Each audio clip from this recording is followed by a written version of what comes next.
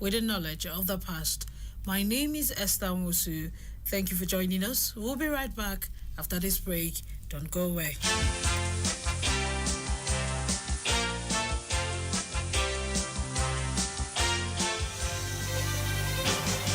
Did you miss out on the news during the week? Not to worry. Retrospect is here to make up for the missed information. Retrospect is a complete package of all the major news headlines that made the airwaves from Sunday to Saturday. Join me, Esther Musu, on the program Retrospect on Citizen 93.7 FM Abuja every Sunday at 6 p.m. Retrospect. We keep you informed.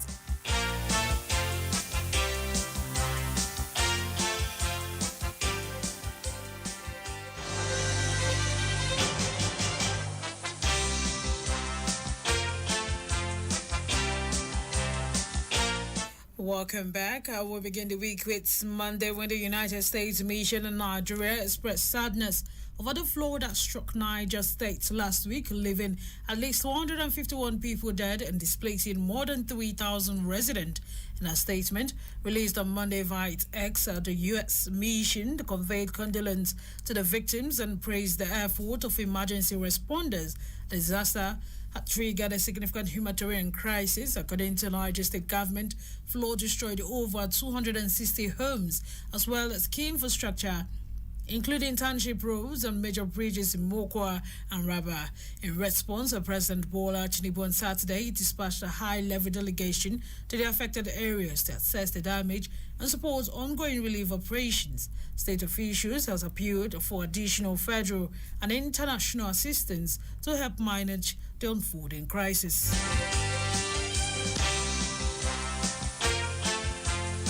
Federal government has unveiled a medic pool of pharmaceutical policy innovations aimed at reducing drug costs and boosting local manufacturing through strategic bulk purchasing. The initiative was announced on Monday by the Coordinating Minister of Health and Social Welfare, Professor Mohamed Patti, in a viral video shared by his ex-handle. The minister explained that Medipool would consolidate public sector purchasing to negotiate better policies are prices from domestic suppliers and manufacturers operating under the public-private partnership model. Away from that, the Minister of Defense, Mohamed Badari, on Monday embarked on a two-day working visit to military institutions in Kaduna State. Newsmen report that the first day of the visit, he toured the Nigerian Defense Academy, where he inspected ongoing project and facilities and interacted with senior officers of the institution.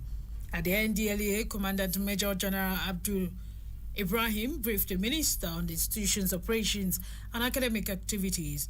He commended federal government for providing necessary resources and upgrading the academic infrastructure. Ibrahim for the express appreciation for the exemplary leadership of the minister. While responding, Badaro praised the institution's outstanding performance and reaffirmed federal government's continued support and cooperations in achieving its strategic objectives. Still on stories that was in the news for Monday, Minister of Humanitarian Affairs and Poverty Reductions, Professor Nawada Yawada Gashwa, on Monday said President Bola Ahmed Tinubu's administration is steadily transforming Nigeria into a nation that sports digital skills like crude oil, empowering citizens to become creators, not just consumers of technology. Professor Gashwa made the statement during the graduation ceremony of 35 Nigerian youth who completed a digital skills training program co-organized by the Ministry and the Digital Bridge Institute, held at DBI's headquarters in Abuja. In his remarks, DBI President and CEO David Daza underscores the urgent need to equip Nigerian youth with income generating digital skills, warning that the country cannot achieve meaningful development without investing in youth training and upskilling for wealth creation.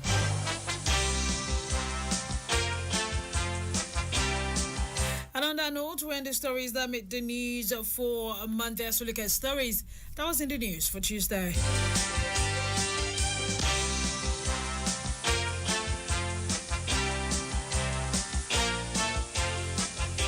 On Tuesday, Chief of Army Staff Lieutenant General Olufemi Oluide temporarily relocated to Benue to tackle the ongoing security challenges in the state. The Chief of Army Staff, who arrived at Government House Makurdi at about 1:35 p.m., went straight into a closed-door meeting with Governor Hyacinth Alia and left about 2:45 p.m. The COAS did not address the media, traditional rulers, and heads of all the security agencies in the state. However, Governor Alia told Benue Traditional Councils and State Security Council members the purpose of the visit of the Army Chief. Alia said the COAS had brought a message of hope to the people of Benue in the face of the renewed, unprovoked attacks and killing perpetrated by armed herders. He noted that the Chief of Army Staff also condoled with the state government over the killing and gave assurance of federal government's plan to address the situation.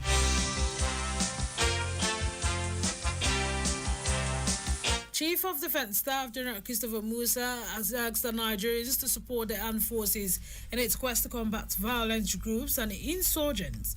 At the first Voice of Nigerian Forum in Abuja on Tuesday, General Musa emphasized the need for trust, civic engagement, and responsible narrative as key to addressing insecurity. He pointed out that insurgency tends to grow when citizens provide space, support, or visibility to those working against the nation's peace. Also, the Director of Legal Services at the Office of the National Security Advisor, Zachary Manyewa, who represented NSA Nuhu Ribado, stressed that security is not the sole responsibility of military or intelligence agency. The Minister of Information and National Orientation, Mohammed Idris, recognized the sacrifice of the armed forces and emphasized the role of the media. He encouraged journalists to focus on achievement of the military while avoiding excessive coverage of terrorist activities. Meanwhile, National Security Advisor Malam Nuhu Ribado has commended the Nigerian Customs Service, the National Agency for Food and Drug Administration and Control, and the National Drug Law Enforcement Agency for their efforts in combating illegal drugs. He lauded their successful seizure and destruction of 207 containers of illegal and unregistered drugs, highlighting it as a major achievement in protecting public health and safety. Ribado, speaking at the closing sections of the Committee for the Destruction of Illegally Imported Pharmaceuticals on Tuesday in Abuja, expressed President Bola Tinubu's appreciation for the effective collaboration among the three agencies. He lauded their efforts in preventing harmful drugs from reaching the public, particularly youth and vulnerable groups. He further highlighted his office collaboration with customs in combating purifications of illegal arms and munitions, which are linked to rising insecurity, including banditry and terrorism. Controller General of Customs Bashir Adeniyi noted that the scale of seizure prompted declaration of a state of emergency.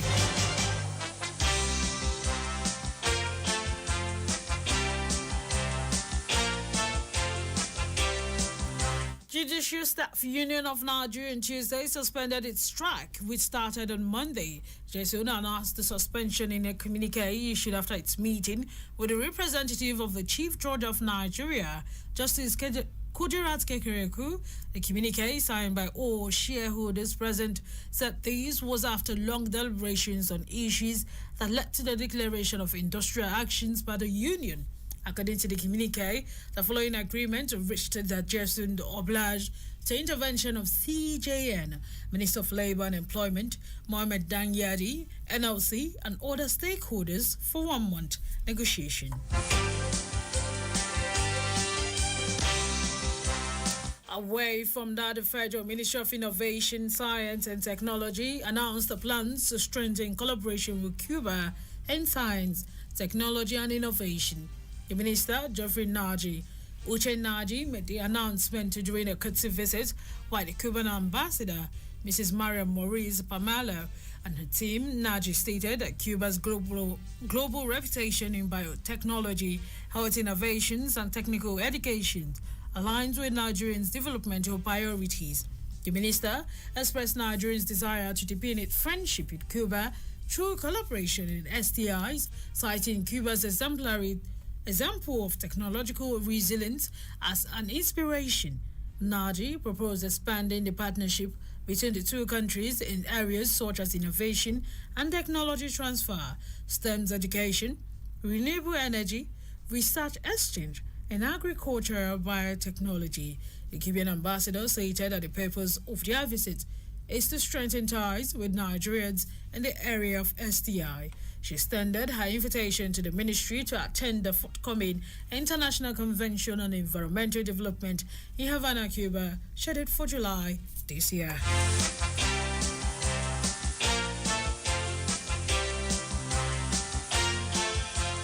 FCC administration promised to quickly pay people whose houses will be affected by the new road in Guzampe and Kanduma. Minister Nyesom Wike met with community leaders on Monday to discuss delays in paying people and moving them to new places. Wike noted that the road project is important to reduce traffic in Abuja. He further told the community leaders that everyone who needs to move will get their money and land papers on time. He warned that no one should block construction work. The meeting helped to calm tensions about road project. Government wants to build the road faster, but also makes sure people get what they are owed before moving. And on that note, we'll move to stories that was in the news for Wednesday. President Bola Ahmed Tinubu approved the release of 2 billion naira for immediate reconstruction of homes of people affected by the recent flood disaster in Mokwa, Niger State. Vice President Kashim Shettima disclosed this when he visited the victims in Mokwa Town, Mokwa local government area of the state on Wednesday.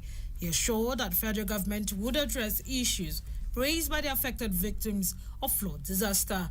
Kashim disclosed that the president would also direct the Minister for Environment and State for Agriculture to relocate to Niger to ensure immediate interventions under the ACRSAL project for drainage issues in Mokwa Town.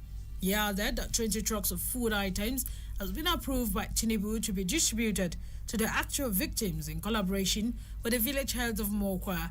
He commended Deputy Governor and the Director General of the National Emergency Management Agency for their proactiveness in handling the situations.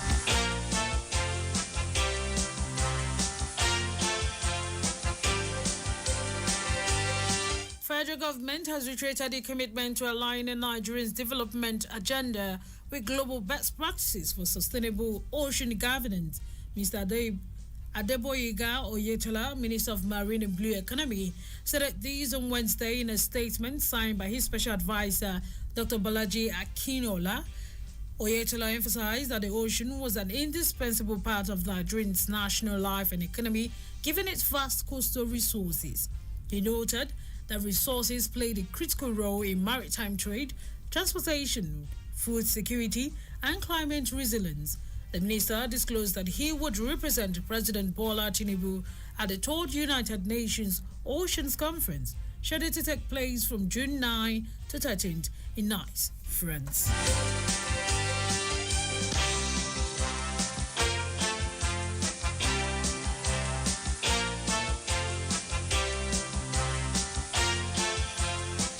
Away from the Nigerian Communication Commission has taken a significant steps towards bolstering the nation's cybersecurity defense, unwavering plans for a comprehensive framework to safeguard its rapidly expanding telecommunications industry. Dr. Aminu Mehdi, the executive vice chairman of NCC, who was represented by Abdullah Oshedama, Executive Commissioner, Technical Service, NCC, said this during a cybersecurity framework development regulatory meeting on Wednesday in Lagos. Mehdi highlighted the impressive growth of Nigeria's telecom sector, which moved from fewer than 500,000 connected lines in 2001 to over 172 million active subscribers today, with internet users exceeding 141 million. This expansion, he said, firmly positions the sector as a cornerstone of economic development, social inclusion, and national transformation. Mehdi, however, said that the sector growth also brought heightened exposure to cyber threats such as malware, ransomware, phishing, which were constantly evolving.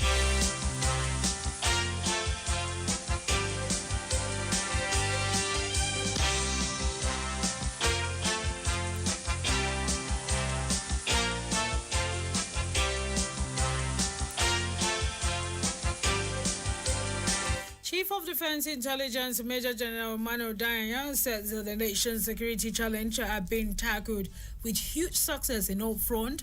Dayan stated this during the Defense Intelligence Agency's first and second quarters operational brief for foreign defense adversaries and attaches 2025 on Wednesday in Abuja. He said the effort of the military and all the security agencies have continued to yield positive result in the northeast, northwest, and south-south, adding that terrorism and other violent crises were being controlled. The CDI said the briefing in the defense advisors and attaches appointed to Nigerians was to give security update in Nigeria for official communication and exchange to the allied nations. He noted that more than 30 defense advisors and attaches were in attendance, adding that the core message was Nigeria is doing well.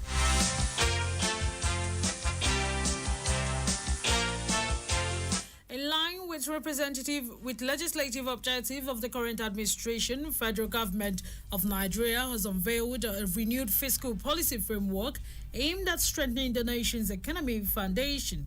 The initiative, part of President Bola Ahmed Tinubu's broader reform agenda, seeks to improve revenue generations, fiscal discipline, and national productivity.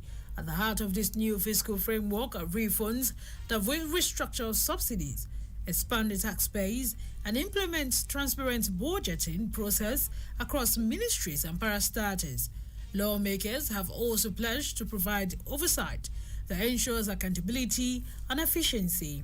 Meanwhile, civil society organizations and economic observers are calling for citizens' participation in the budget process, emphasizing transparency and public feedback. You're listening to Retrospect on Citizen 93.7 FM Abuja. We'll be right back after this break. Don't go away.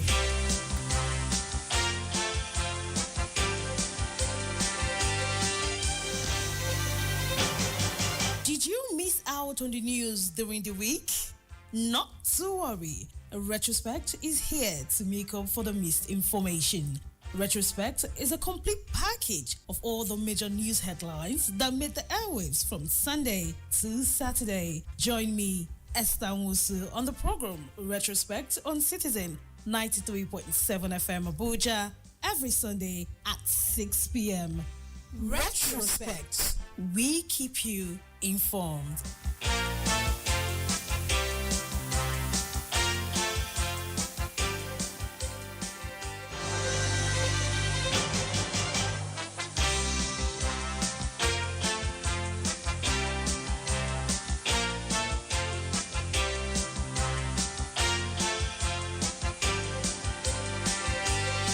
It's good to know you're still there. It is still Retrospect and Citizen 93.7 FM Abuja. Now let's look at the stories that was in the news for Thursday.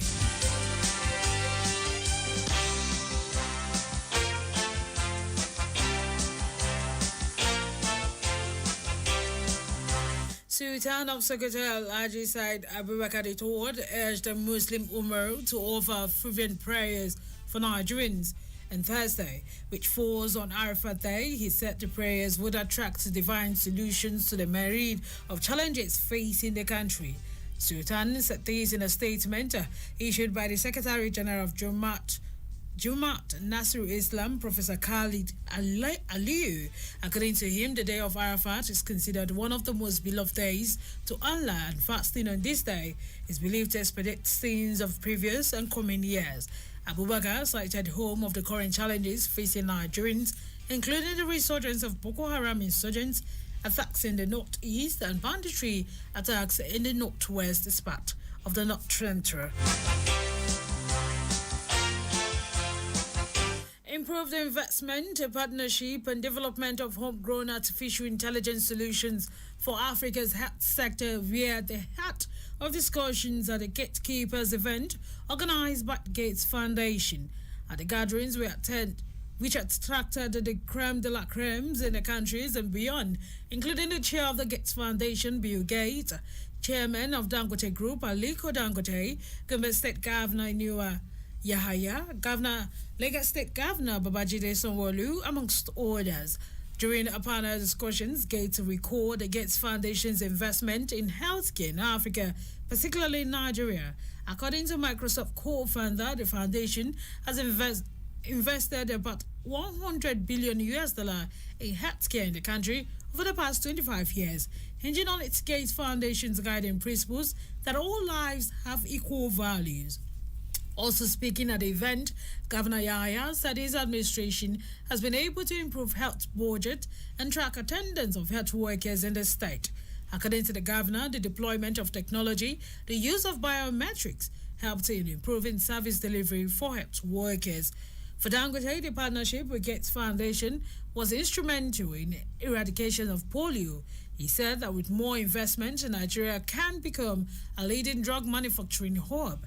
Dangote stressed the need for Nigerians to be able to access quality health care and added a partnership with Gates Foundation can make that possible.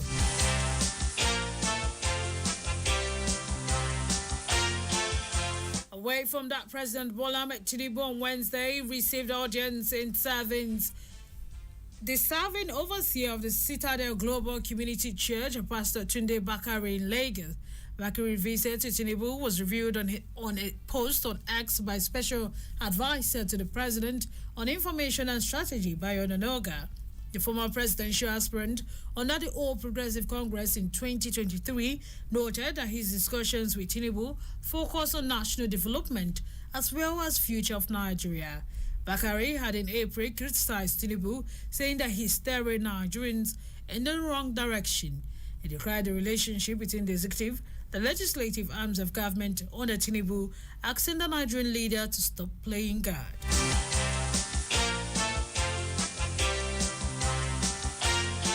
Away from that, the Department of State Services has urged the Federal High Court in Abuja to restrain Professor Patrick Otomi from further making public comment or engaging in rallies related to the subject of suit pending against him over his announced plan to establish a shadow government in the country. The request is contained in a fresh application filed before the court by the organization, following report that Otomi, who is reportedly currently abroad, has planned protests, road shows, media interviews, and related activities after his return to the country on June 6, 2025.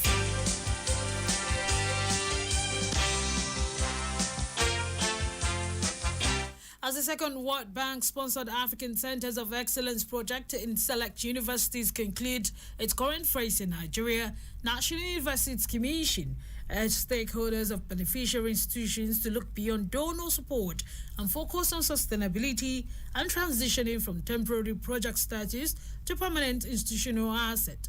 Executive Secretary, National Universities Commission, Professor Abdullah Ribadi, who gave the charge at a pre-closure retreat in Abuja, lauded the AIDS Impact Initiative, noting that he has elevated Nigeria's academic institutions into global competitive hubs of knowledge, generations, innovations, and development. Ribadi disclosed that the African Centers of Excellence project in Nigeria is set to conclude its current phase of funding by June 30, and also reviewed that the 8 centers have produced high-quality masters and PhD graduates, secured international accreditations, attached to major external fundings, and driven innovations across key sectors.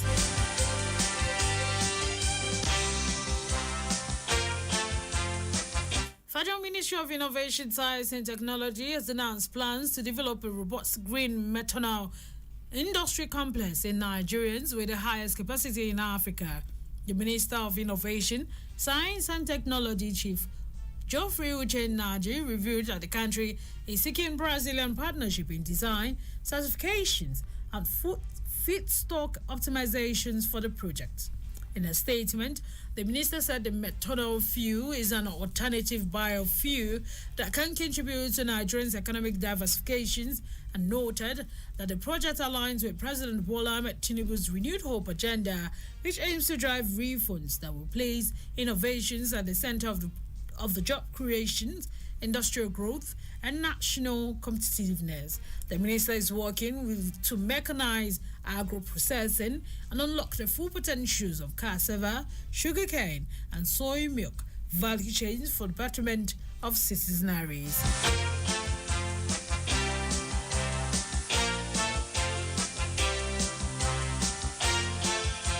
And on that note, let's look at stories that make the news for Friday. Over 2 billion professing Muslims all over the world on Friday celebrated Eid al-Kabir, a major religious festivity to commemorate the willingness of Prophet Ibrahim to sacrifice his son Ismail as an act of obedience to Allah. Muslims observe Eid in Mocha, Niger State on Friday, June 6, 2025, after a devastating flood that took many lives. At various prayer grounds, Muslim faithfuls clothed in colorful attires gathered for the symbolic Rakat prayers to mark Eid celebrations, where they proceed to their respective houses for the symbolic slaughtering of rams, goats, sheep, cows, or camels to be cooked and shared communally. Sultan of Sokoto and President General of the Nigerian Supreme Council for Islamic Affairs, Alhaji Said Abubakar, has called on Nigerian leaders to unite and commit themselves to addressing pressing challenges facing the country. In his Eid al-Kabir message on Friday in Sokoto, Sultan emphasized the genuine unity and dedications among leaders were essential to finding lasting solutions to national problems. The Sultan urged leaders to come together and develop strategies that would support and enhance the work of security personnel, ensuring long-term peace and stability. He further extended his condolence to the government and people of Niger State over the recent flood disaster that claimed several lives. Abubakar called on Nigerian pilgrims in Saudi Arabia to offer continuous prayers for the nations, where praying to Almighty Allah to set the acts of worship.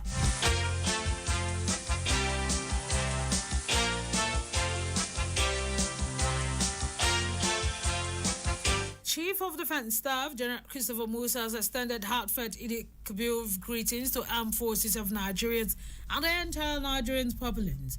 In a statement delivered through the Director of Defense Information, Brigadier General Toko Guzo, General Musa expressed profound appreciation for the unwavering service, resilience, and sacrifices made by the Nigerian troops in safeguarding the nation. Emphasizing that national security is a shared responsibility, General Musa called on all citizens to actively support security efforts by providing timely and credible information, promoting peace, and standing against extremism and divisions in the country. Reaffirming his dedication to strengthening joint military operations, enhancing troop welfare, investing in training, and embracing modern technology, General Musa stated that he is fully aware of armed forces' responsibilities and remains determined to fulfill them with honor and integrity.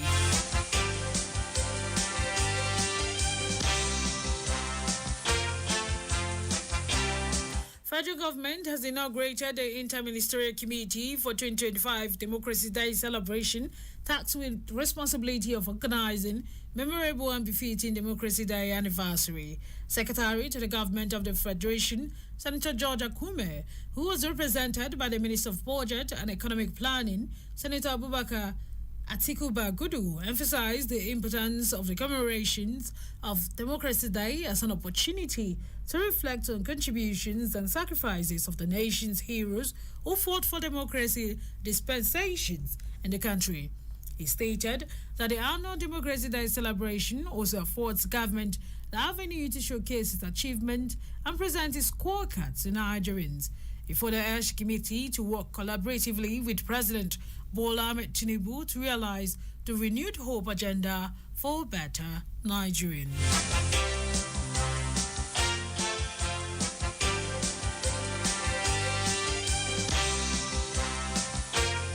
And on that note, we'll look at stories that made the weekend, and that's Saturday.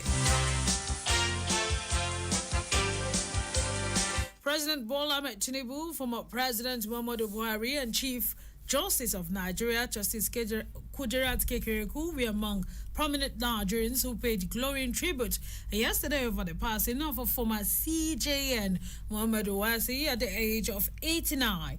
Sources at the Supreme Court confirmed to newsmen yesterday that the former Chief Justice of Nigeria died in Abuja, the nation's capital. The Attorney General and Commissioner of Justice in Ondo State, Kayode Ajolo, and Ebon Olu also confirmed the death of the eminent jurist in moving tribute. The Chief of Civil Military Affairs, the Major General Gode Chibueze, has enjoined the officers and men of the Nigerian Army to comply with laws of armed conflict, uphold human rights, and conduct themselves professionally to gain trust of public in crisis area. He spoke at a one-day sensitization workshops on human rights and professional conduct for troops of 16th Brigade of the Nigerian Army in Yenokwa, Bayelsa State. Major General God Chibueze reminded officers and men of 16th Brigade Nigerian Army that the South-South region where they operate is dominated by various security challenges such as crude oil theft, courtesan, kidnapping, amongst others. Chibueze said these threats have far-reaching implications on local communities and national economy, stressing it had necessitated the conduct of several internal security operations. He urged soldiers to be guided by laws regulating those operations and comply with rules of engagement, including respect for human rights.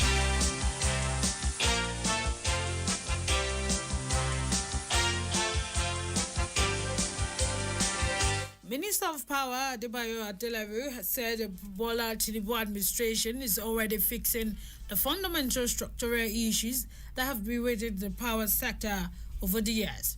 Adelabu described the ongoing improvement in power supply across the country as the tip of the iceberg when compared with what to come in the next few years. He said that this on Friday while speaking with journalists shortly after observing the Eid el-Kabir prayers at the Agode Prayer Grounds in Ibadan. The minister expressed optimism that in the next few years, the sector will deliver far more improved service, which will see power supply serving every Nigerian home, households, businesses, institutions, and industries.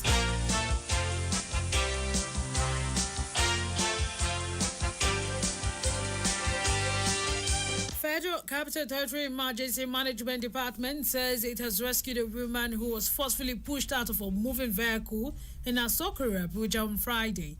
The department head of Public Affairs, Mrs. Nkechi Issa, disclosed this in a statement in Abuja. Issa said the incident occurred at about 4:30 p.m. at the Powerhouse Bus Stop Junctions, Yakubu Gowon Crescent in Asokoro. According to her, eyewitnesses at the scene said the woman was pushed out of a moving vehicle suspected to be robbery by one chance operators. Once they take off, the criminal disposes the victims of their valuables and often throw them out of a moving vehicle. She said the FMMD search and rescue team were notified of the incident by FCT Fire Service and immediately swept it to action.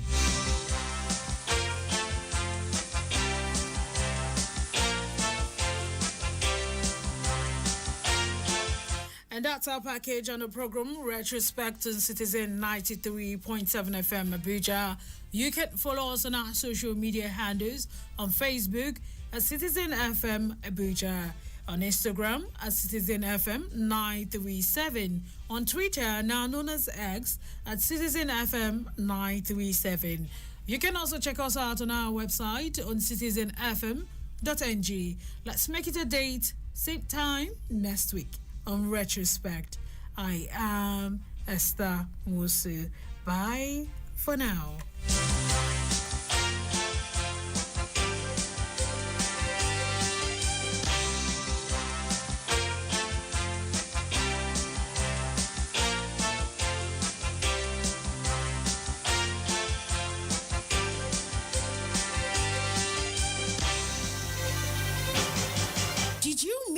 On the news during the week?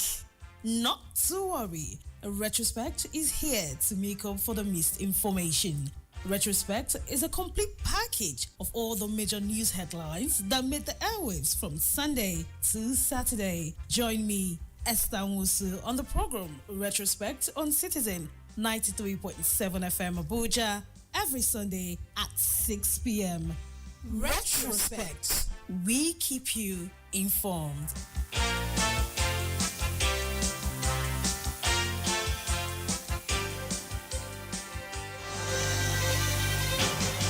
Did you miss out on the news during the week? Not to worry. Retrospect is here to make up for the missed information.